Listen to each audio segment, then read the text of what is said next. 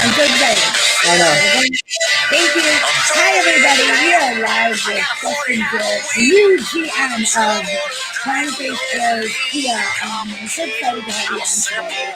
And I just wanted to welcome you to CarBiz Leaders Live and just a little pump us up for Friday afternoon. It's Valentine's Day. Right? It's exciting. So thank you so much. I know you've been so busy with your new promotion. So tell me a little bit about how that's going and give us a little introduction. Absolutely. Well, thank you. Most importantly, yeah, I just recently got promoted to general manager of Boniface Hires Kia.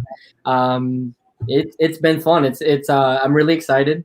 We have a great team over here, and we're going to make it even better. You know, we have some processes and procedures that we have to put into play, and we've done a great job of it for the last couple of weeks or so.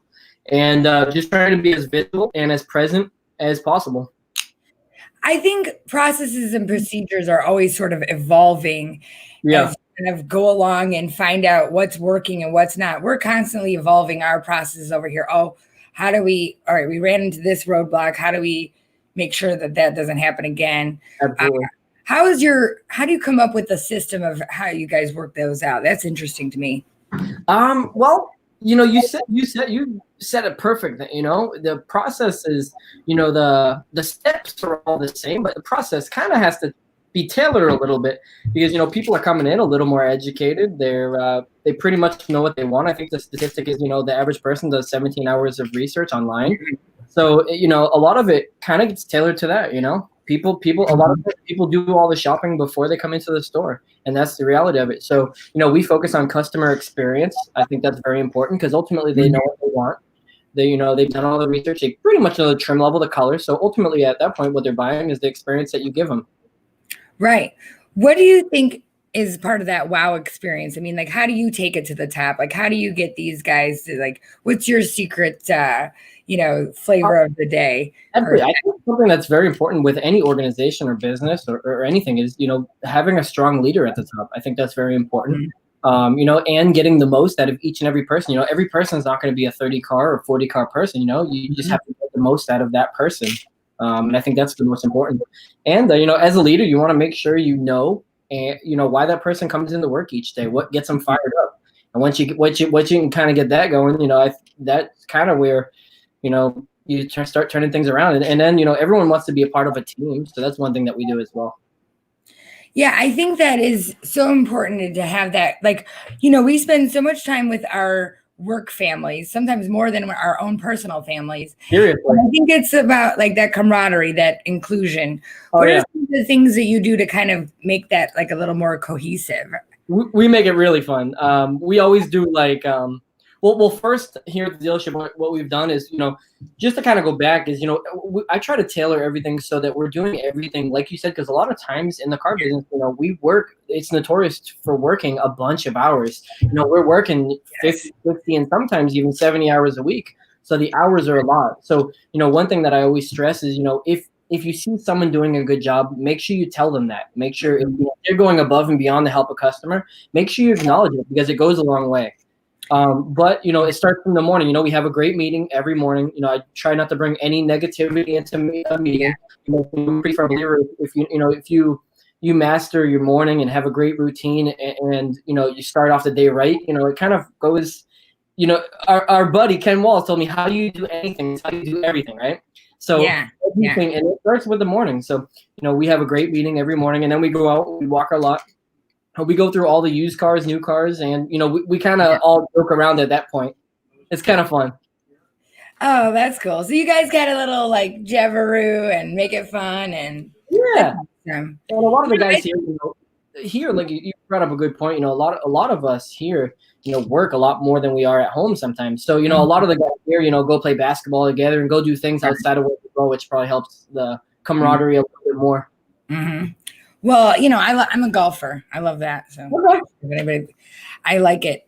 It's a great way to get out, and it's a sport that you can do where you can get better. Absolutely. The more you drink, you get better. Yeah. So, you know, you're going along your morning routine. Yeah. What are some of the, because I like to get into the finite details of this, you know? Yeah, absolutely.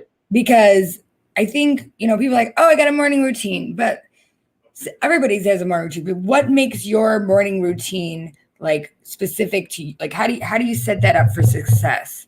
Like, what is it do you think that you do that makes it like really positive and that so you go into that meeting with no negativity and you're not having your own day? You know what I mean? Absolutely. Well, first and most importantly, I think it's something that is so important. It's something I've experienced is, getting into the gym. I think it's very important because it's a good release of stress. It kind of gets your mind focused for the day. And I do that. I'm at the gym 4:30, 5 a.m. every single day. It doesn't matter if it's Sunday, my day off, I'm there every single day. It's something that I've committed to, and it's something that I do each and every day. Another thing I think is extremely important is setting goals. Goals are so important. If you don't have that end target, I mean, what the heck are you going after? You just wake up and just go to sleep. Ultimately, you have no plan, no destination, no anything. I always tell these guys, if I tell you, hey, we're going on vacation and meet me at the airport in 45 minutes, right? What kind of clothes are you going to pack? What happens if you pack flip-flops, right? You have no idea where that plane's going. So, and I think that's so important. So having a clear and absolutely clear vision of your goal for short term. So today, the week, the month, the year, I think that should be something that should be crystal clear. I think that helps out a lot. I have, I write my goal, thanks to Ken, I write my goals out every single day. I have my long-term list that I review at night. Oh, yeah. Write them every morning, read them every night. And they're big and they're hairy and sometimes they're scary, That's okay. Hey, if they're not big enough and if they're not making you nervous, then they're not big enough. Where is a direction that you want to go? What is one of your big, hairy, and scary goals? I'm interested in what it look like. It's so funny because, and this is going to be big. So, and I don't think that it's unreasonable. So, and this is probably one of the biggest guys out. So Terry Taylor, he's one of the biggest private dealers in the country, I believe. Yeah. So, for years I've wanted to be, and his story is amazing and how he made it. And he on college. Terry Taylor? Yes. Shout out. Yeah. Okay. I'm going to try that to remember it though. Cause I really want to look him up because I'm not familiar with him actually. A couple hundred stores, like insanely, like massively successful when it comes to the automotive industry as a whole, right? Unbelievable. Has like every manufacturer times like 100. So, I want to be bigger than him. Yeah. So let's do it. Let's do it.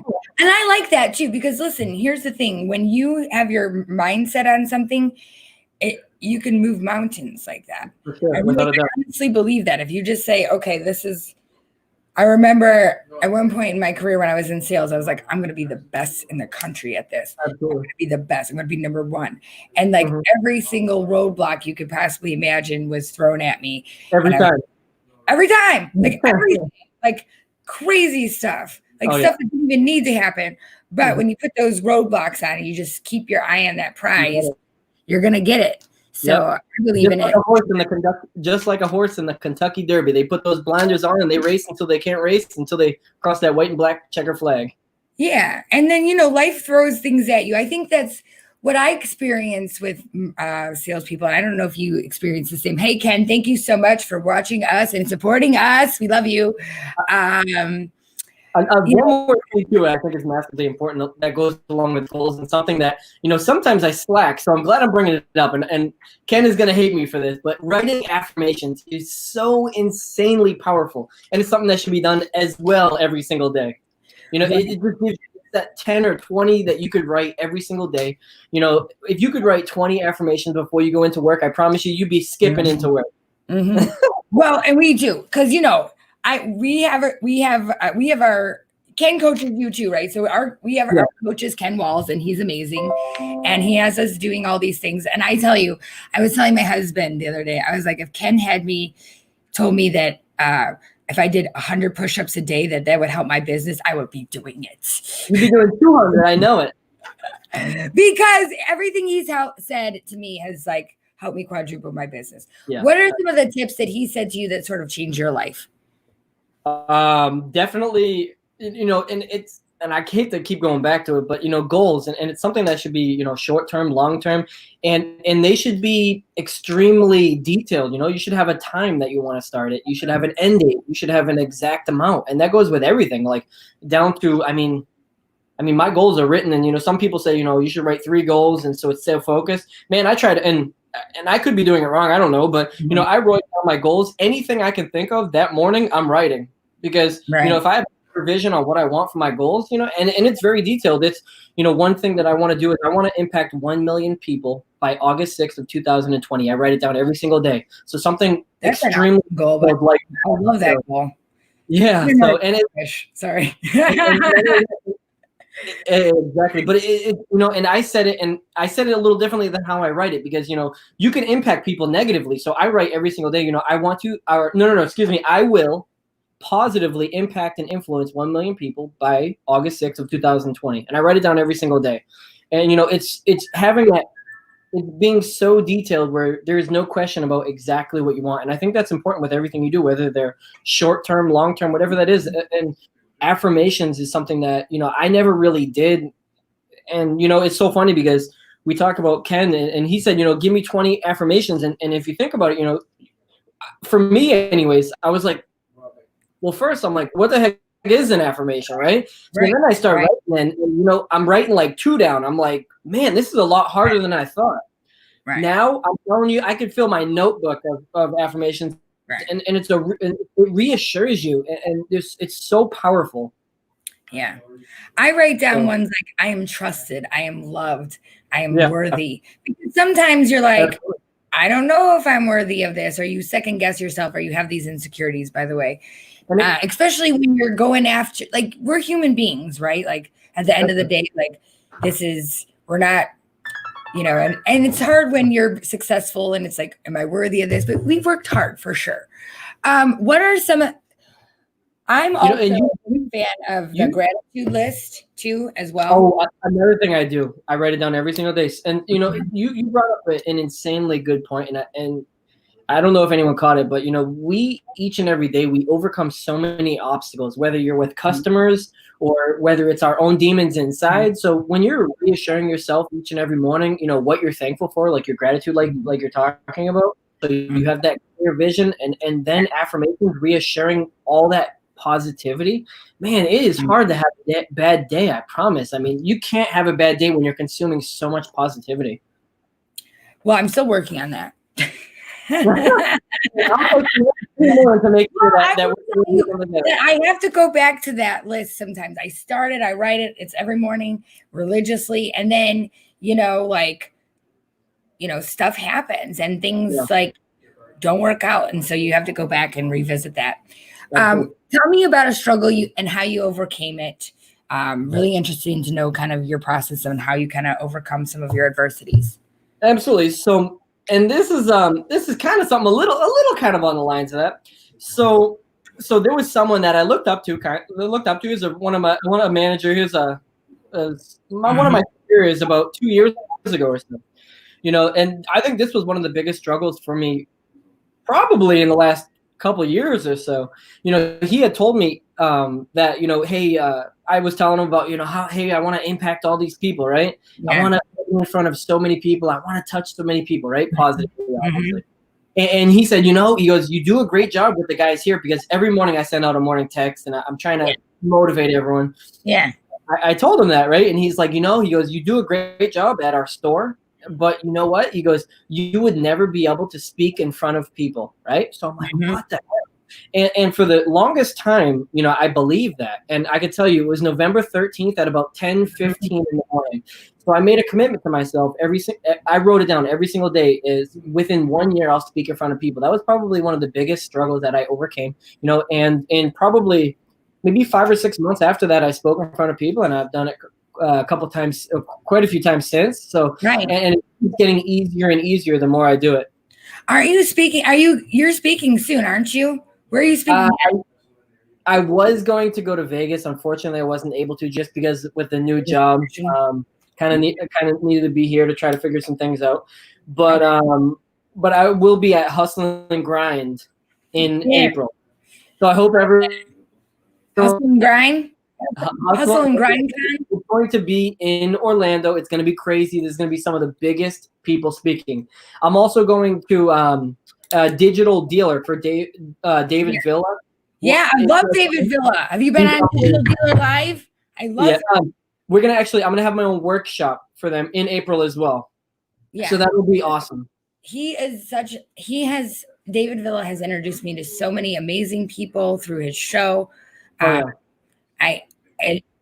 a great guy overall. Love his positive message. It's very, for somebody who's non-religious, it's not over the top. It feels good. Exactly. I love it.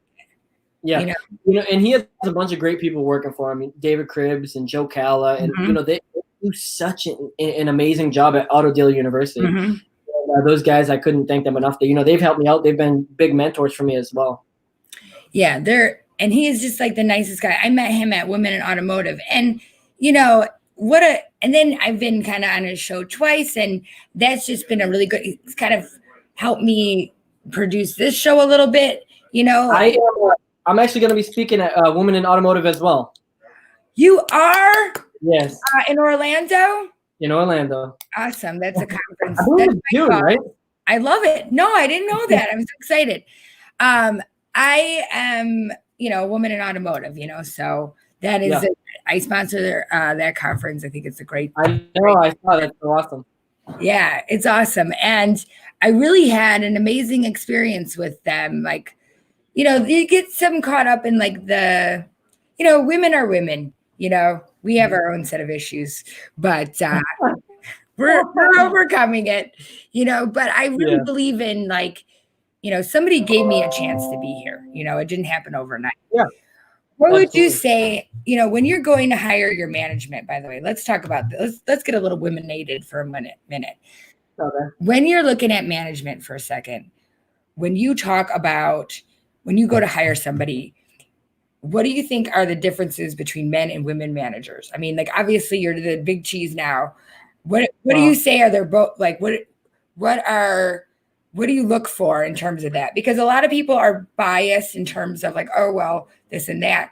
But I believe that there's a lot out there. So give me a little bit of background on that. I know it's a tough question. That is definitely not a tough question. I'm so glad that you talked about it. Good. You know why? And I just want to tell you, for all the guys that have applied at Boniface Hires Kia, I am so disappointed. It's crazy. I'll probably tell you. So we set out this job. I have probably, 10, 15 people apply every single day, right? So in the posting, it says, come apply in person, right? Right. I just want to tell you something. There's 5 girls show up, not one guy. Not one person, not one dude comes in and apply. Not one guy came in and followed directions. Isn't that crazy? Pointing. Well, we like to listen to the rules so we can break them. No, that's good though, because that means that there's a lot of confidence out there. I think women are getting more and more confident. Men are like, oh, that sounds cheesy or whatever.